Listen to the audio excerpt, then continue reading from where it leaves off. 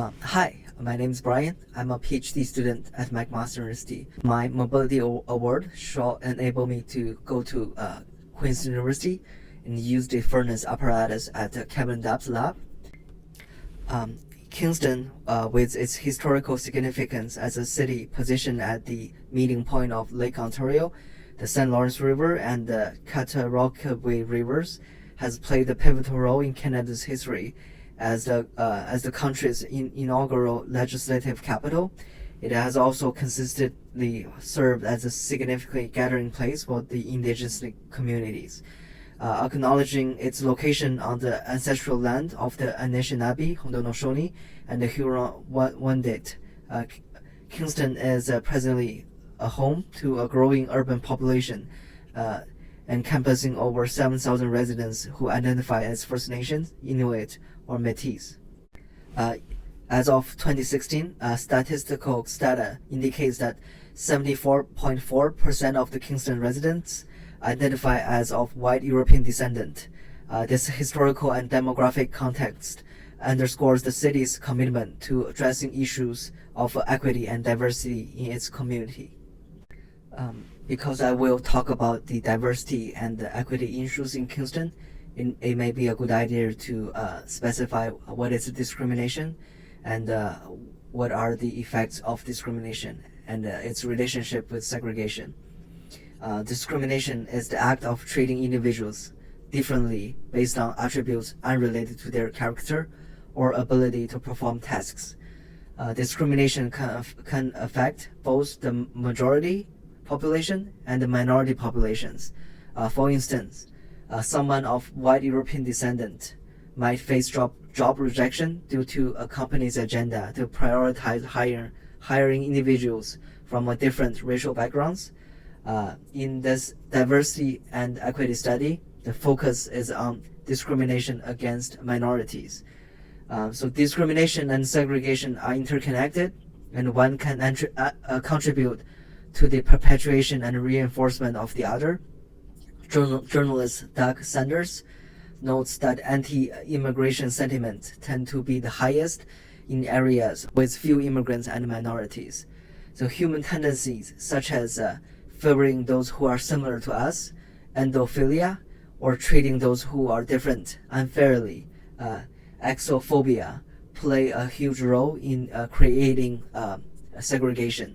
Thomas Schelling's research highlighted that even a slight preference for cultural similarity among neighbors could lead to significant inequity and segregation. Here's a video from Thomas Schelling's model. Here is Thomas Schelling's model. So I'm 26 versus 74 ratio for the red and blue squares. So there are 74% of space is filled by the red square. And if I go for zero similarities that is desired by the red square and blue square, that means in order to achieve 100% satisfaction, no change is needed because the red square and blue square only want 0% similarity in the nearby region. So if I hit start, then nothing will happen. So however, if I go for let's say 10% similarities for the both red and the blue squares, here is the change. As you can see, red square tends to cluster near red squares, and blue square tends to cluster near blue squares. And this is relatively not unsegregated. If I go for a higher ratio, let's say as high as to 30%, and I restart, like you can see, basically most of the blues are kind of clustered in small communities, and red is also clustered in red communities, and in order to achieve 100% satisfaction. However, if I go to, let's say, even higher percent, 100% satisfaction, we will definitely have a segregation among blue communities and red communities. Regarding the diversity and equity issues in Kingston, here are some personal blogs that I read on the internet, and So Andy Curtis talk about his experience as a person of color in Kingston. Tina Edward talk about being black in Kingston.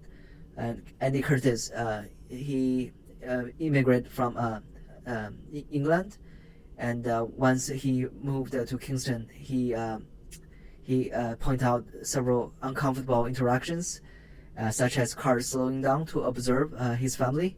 He also shared his attempt to embrace Canadian culture by joining local curling club, but expresses exhaustion from being the only person of color on the ice and having to be brown ambassador. He introduced terms such as colorism to suggest its use to accurately describe the issues he faced back in England and in Kingston, Ontario. Tina Edward shared how she used to make jokes about her race to fit in during high school, allowing others to feel comfortable about their intolerance. Now, as an adult raising a mixed-race daughter, she is no longer willing to avoid calling out racism to make people uncomfortable. Tina expresses anger that it took a national incident for people to pay attention to racism. She urged people, especially who are white, to take responsibility for educating themselves and making Kingston a better place for people of color. Here is the study of the Indigenous people in Kingston. We'll start talk about the history of the Indigenous people. The history of Kingston's First Nations people is complex, with the land viewed as an open space, not bounded by the modern boundaries. Communities of Lake Woodland people and St. Lawrence Iroquois people were known to exist and coexist in the historical side of Kingston. The Iroquois Six Nations Confederacy later took on the name of Haudenosaunee, the people of the Longhouse. And today there are 18 Haudenosaunee communities. European settlers arrived in 1600s, saw a shifting dynamic between Huron-Wendat and the Five Nations, the Iroquois people in Cataraqui. In the Mohawk language, the name Cataraqui means a place where there is a clay or where the limestone is. During the late 600s, the Huron-Wendat moved northwest near George Bay to avoid the tensions with Five Nations, the Iroquois people. By 1700s, Anishinaabe, Mississauga people moved to the south, leading to conflicts with the Iroquois people.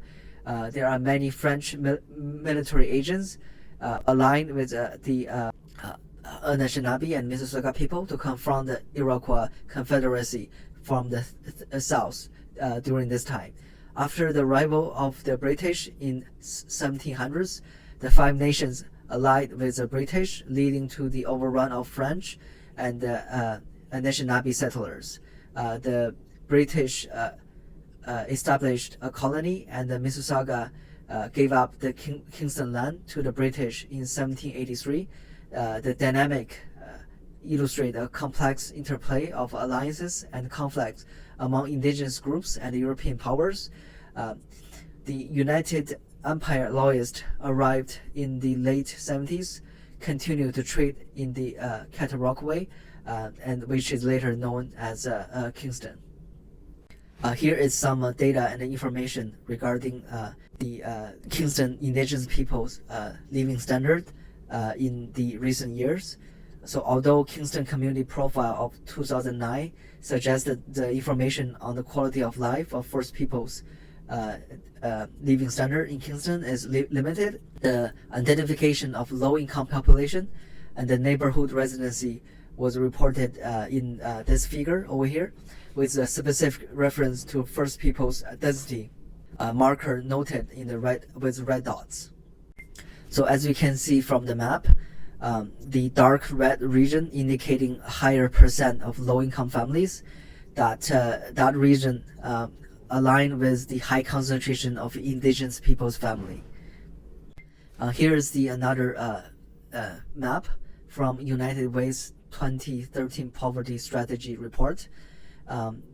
As we can see, that the first peoples of Kingston are still living in some of the most impoverished neighborhood of the city in 2013, 4 years after the report from the Kingston Community Profile in 2009.